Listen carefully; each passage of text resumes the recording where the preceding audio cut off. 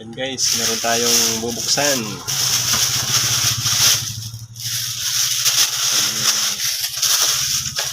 DVD.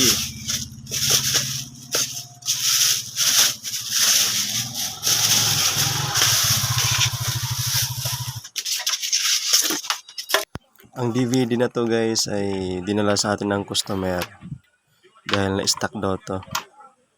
Kaya na-try natin kung anong problema. Ayun, wala siyang power guys. Walang power. Okay guys, so ang gagawin natin ay bubuksan muna natin to para makita natin yung loob at kung ano ang problema niya. Yan oh, mukhang bago pa to ha. Hindi pa siya nagalaw.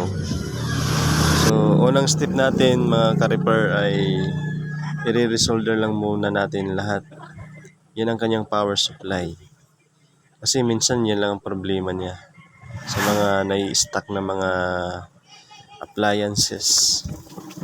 So tatry natin i-resolder lahat baka sakaling bumalik yung power niya.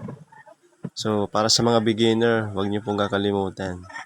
Ito muna ang first step na gagawin niyo bago magpalit agad ng pyesa. So try muna natin to. Yan, tapusin lang natin lahat. Resolder natin. And then tapos linisan muna natin guys. Baka sa mga pinagsoldahan natin ay merong nagkadikit. Lalong masisira. So double check lang po mga ka-repair.